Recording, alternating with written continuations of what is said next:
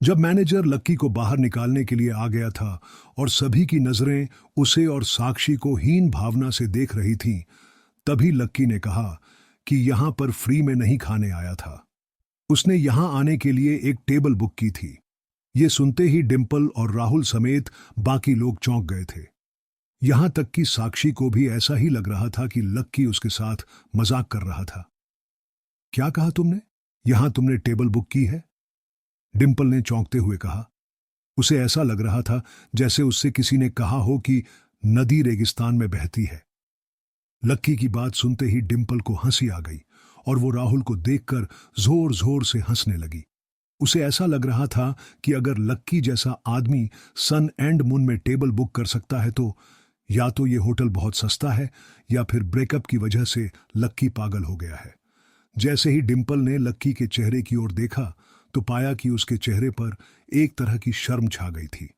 बाकी लोग भी इस तमाशे का मजा ले रहे थे। उसके कपड़े को देखकर कोई भी उसकी बात मानने के लिए तैयार नहीं था। देखिए, अब आप मेरे पेशेंस का टेस्ट मत लीजिए। मेरे पास और भी बहुत सारे काम हैं। अगर आप इसी तरह टाइम वेस्ट करते रहे और यहां से नहीं निकले तो मुझे मजबूरन पुलिस को बुलाना पड़ेगा। मैनेजर ने अपने गुस्से का घूंट पीते हुए कहा। साक्षी भी इस धमकी की वजह से और ज्यादा डर गई थी। उसे समझ नहीं आ रहा था कि वो लक्की के झूठ में उसका साथ दे और अभी थोड़ा पैसा देकर टेबल बुक कर ले या उसे उसके हाल पर छोड़कर वहां से निकल जाए। ये बात साफ थी कि साक्षी के पास इतना पैसा नहीं था और ना ही लक्की के पास। तो फिर तुम यहां पे डीठ की तरह ऐसी फजियत क्यों करवा रहा है अपनी? साक्षी ने घुरते हुए लक्की को देखा और अपने आप से पूछा। उधर लक्की मोटे से बरगद के पेड़ की तरह उन सब के बीच खड़ा था। सबकी नजरें उसे तूफानों की तरह घूरे जा रही थीं, लेकिन वो अपनी जगह से टस से मस भी नहीं हो रहा था। लक्की ने गहरी सांस ली और मैनेजर से बोला, मैंने आपकी होटल में टेबल नंबर 8 बुक की है। अगर आपको विश्वास नहीं हो रहा तो इससे पहले कि लक्की आगे कुछ कह पाता, उसने अपनी जेब से मोबाइल निकाला और मैनेजर को मैसेज दिखाने लगा, जिसमें उसकी टेबल बुकिंग का की एंड इन्फॉर्मेशन था। अरे वाह, झूठ पर और एक झूठ। क्या नंबर बताया तुमने अपनी टेबल का? 8? क्या बात है? लेकिन 8 नंबर टेबल पर तो हमारी बुकिंग है, उस पे तो हमारा ऑन ऑर्डर है। लक्की, थोड़ा ढंग का झूठ तो बोलो, डिंपल ने कहा और लक्की की ओर देखने लगी। राहुल, साक्षी और बाकी के लोग भी लक्की को ऐसे ही देख रहे थे जैसे उसने बहुत बड़ा गुनाह कर दिया था। उधर मैनेजर ने लक्की के हाथ से उसका फोन लिया और उस मैसेज को देखने लगा। जैसे ही उसने मैसेज पढ़ा, उसके चेहरे पर एक मुस्कान आई और उसने रिस्पेक्ट के साथ लक्की को उसका फोन लौटाते हुए कहा, सॉरी सर, मुझसे गलती हो गई। मैं आपको पहचान नहीं पाया। चलिए, मैं आपको आपकी टेबल पर ले चलता हूं। डिंपल मैनेजर के मुंह से लक्की के लिए सर सुनकर फिर चौंक गई। एक ही पल में खेल पलट गया था। उसने कहा, मैनेजर, तुमसे कोई गलती तो नहीं हुई ना? इसने जो मैसेज दिखाया वो सही है ना? हो सकता है कोई फेक मैसेज तुम्हें दिखा रहा हो। राहुल ने भी डिंपल की बात सुनते ही अपना मोबाइल निकाला और अपनी बुकिंग का मैसेज मैनेजर को दिखाते हुए बोला, ये देखो, 8 नंबर टेबल पर मेरी बुकिंग है, उसकी नहीं। मैनेजर ने राहुल के फोन पर भी मैसेज देखा और प्यार से मुस्कुराते हुए बोला, हाँ सर, मैं समझ गया। आपने भी टेबल नंबर 8 ही बुक की है, लेकिन आपने एक ऑर्डिनरी टेबल बुक की है और सर ने 8 नंबर की रिजर्व टेबल बुक की है। क्या इसने रिजर्व टेबल बुक की है? डिंपल ने मैनेजर की ओर फटी हुई आंखों से देखते हुए कहा। उसे विश्वास ही नहीं हो रहा था कि लक्की ऐसा भी कुछ कर सकता था। कहां उसके पास ढाबे पर खाने तक के पैसे नहीं हुआ करते थे और कहां आज उसने एक रिजर्व टेबल बुक कर ली थी जिसका दाम ऑर्डिनरी टेबल से 2 गुना ज्यादा था। डिंपल को इस बात पर विश्वास नहीं हो पा रहा था।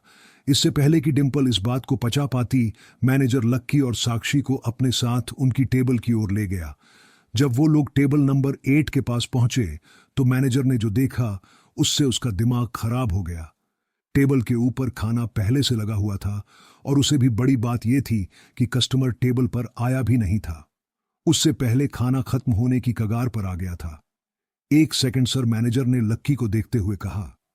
लक्की ने देखा कि उसका चेहरा मारे शर्म के लाल हो गया था। उसने अपने पास खड़े एक वेटर को बुलाया और उसके कानों में बोला, ये क्या है? गेस्ट आकर खड़े हो गए और तुमने टेबल क्यों साफ नहीं करवाई? ये गेस्ट हैं भाई। सर, इस टेबल के गेस्ट तो कब के आ चुके हैं। वो खा ही रहे थे कि अचानक मैडम की ड्रेस पर सब्जी गिर गई और वो उसे ही साफ करने के लिए वॉशरूम गए। अरे अरे, गेस्ट ये हैं, ये दोनों गेस्ट हैं।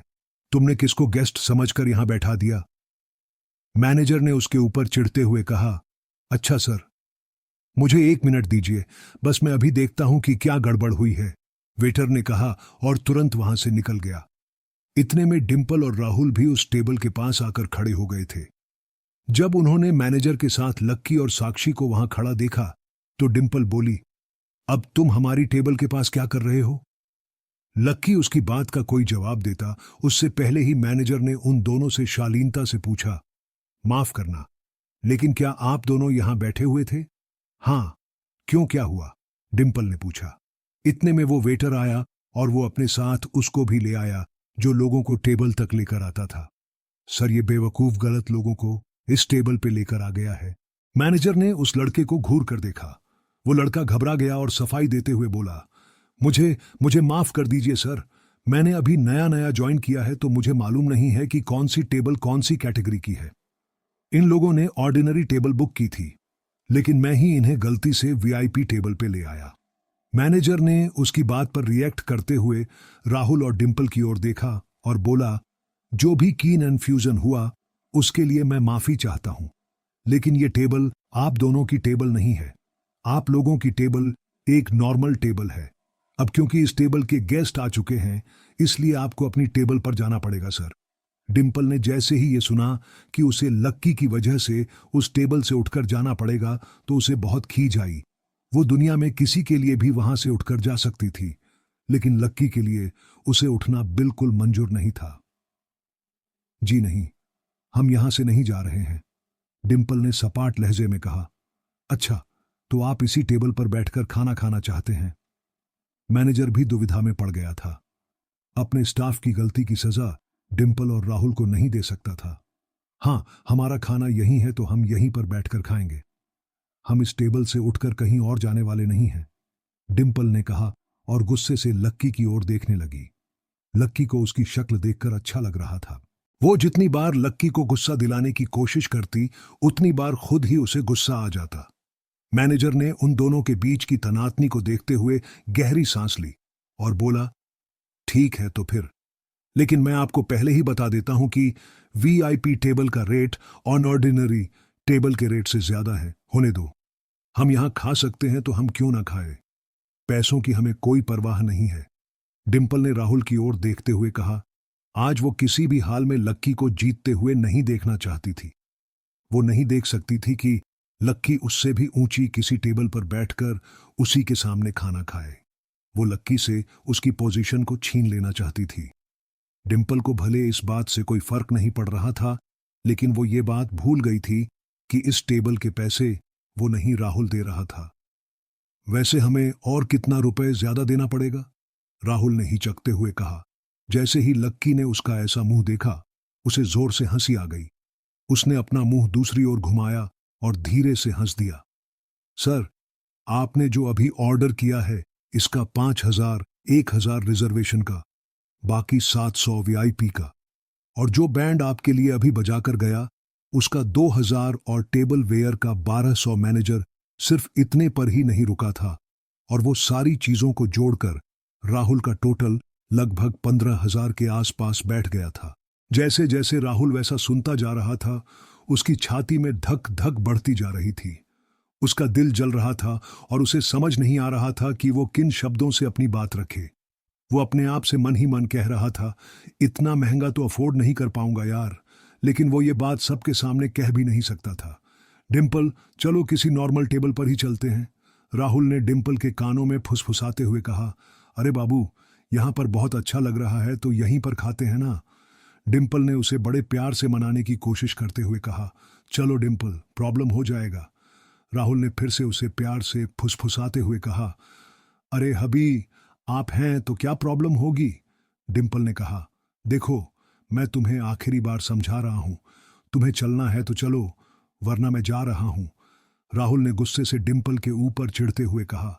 वो डिम्पल को ये समझाने की कोशिश कर रहा था कि उसके पास इतने पैसे नहीं थे। अगर वो फिर भी वहां बैठकर खाता तो शर्म के मारे पानी पानी हो जाता। जब डिम्पल को उसकी कही बात फिर भी समझ नहीं आई तो राहुल बिना उसकी परवाह किए वहां से निकल गया। वैसे उसे पहले से पता था कि डिम्पल के साथ ऐसा ही कुछ होने वाला था। अब टेबल के नजदीक सिर्फ डिम्पल ही खड़ी थी और उसके पास चुकाने के लिए पैसे नहीं थे। आसपास के लोग उन्हीं को घूर कर देख रहे थे। डिम्पल मारे शर्म से मरी जा रही थी। उसका मन कर रहा था कि वो अभी के अभी जमीन के अंदर अपना चेहरा ढंसा दे। उन सब लोगों की नजरों को वो देख नहीं पा रही थी। उसने घूर कर लक्की को देखा और अपना बैग उठाकर वहां से निकल गई। उसके बाद मैनेजर ने तुरंत वेटर को टेबल साफ करने का इशारा किया और रिस्पेक्ट के साथ लक्की और साक्षी को उनकी जगह पर बैठाया। फिर उनके लिए अलग अलग तरह की महंगी से महंगी डिशेस मंगाई गई। वो बैंड फिर से आया और उनके लिए संगीत बजाने लगा। जब तक लक्की और साक्षी खा रहे थे तब तक दो वेटर सिर्फ उन्हें सर्व करने के लिए ही वहीं पर खड़े हुए थे। उधर इतनी बेइज्जती होने के बाद भी डिम्पल और राहुल वहां से निकले नहीं थे। भले ही राहुल वहां से जाना चाह रहा था, लेकिन डिम्पल सन एंड मून जैसी जगह का खाना छोड़कर नहीं जाना चाह रही थी। उसने राहुल को थोड़ा मनाया और फिर दोनों 8 नंबर की ऑर्डिनरी टेबल पर आकर बैठ गए। वहां से वो लोग लक्की और साक्षी को देख पा रहे थे। लक्की बहुत मजे से साक्षी के साथ अपने खाने को एंजॉय कर रहा था। उन दोनों को इतने मजे से उस टेबल पर बैठा देख डिम्पल का मुंह सूज गया था। उसे समझ नहीं आ रहा था कि आखिर लक्की जैसा आदमी इतनी महंगी जगह पर बैठकर खाना कैसे खा सकता है। लक्की को वहां बैठा देखकर तो डिम्पल के गले में खाना भी नहीं उतर रहा था। इधर साक्षी का भी वही हाल था जो डिम्पल का था। उसके मन में भी लक्की के लिए कई सारे सवाल थे जिन्हें वो पूछना चाह रही थी, लेकिन उसे हिचक हो रही थी। उसे इस बात पर विश्वास नहीं हो रहा था कि आखिर लक्की जैसा आदमी उसके साथ बैठकर इतनी महंगी टेबल पर कैसे खा सकता था। साक्षी को लग रहा था कि कहीं लक्की अपने साफ दिल के होने की वजह से और अपने भोलेपन की वजह से जबरदस्ती तो ये जहर नहीं पी रहा था। उसे लग रहा था कि लक्की कहीं जोश जोश में अपना ही नुकसान न करवा रहा हो। जब उसने लक्की की शक्ल की ओर देखा तो पाया कि वो आराम से खाना खा रहा था। जैसे ही लक्की ने साक्षी को देखा तो बोला, क्या हुआ, तुम खा क्यों नहीं रही हो? पहले तो तुम ये बताओ कि तुम्हें यहां पर यह टेबल कैसे मिली? साक्षी ने आखिर अपने मन की बात पूछ ही ली थी। क्या मतलब कैसे मिली? मैंने टेबल बुक की है, अभी तो मैसेज दिखाया था मैनेजर को। लक्की ने मुस्कुराते हुए कहा, हां वो तो मालूम है, लेकिन तुमने इतनी महंगी टेबल कैसे बुक कर ली? अभी तुमने सुना नहीं, वो मैनेजर राहुल को इस टेबल के पैसे जोड़कर बता रहा था। लक्की, तुम सच बताओ, तुमने ये टेबल कैसे बुक किया है? साक्षी ने अपनी जिद पर अड़ते हुए कहा, अरे चिल्ला बाबा, तुम खाना खाओ ना, मैं देख लूंगा। मैंने कहा है ना कि मैं तुम्हें एम्बैरस नहीं होने दूंगा, लक्की ने कहा। साक्षी अपनी बातों से हिलने को राजी ही नहीं थी। उसने अपने हाथ से चम्मच को नीचे रखा और लक्की की ओर देखते हुए बोली, देखो लक्की, अगर तुमने मुझे नहीं बताया ना तो मैं यहां से उठकर चली जाऊंगी। साक्षी के चेहरे पर उसकी चीड़ साफ नजर आ रही थी।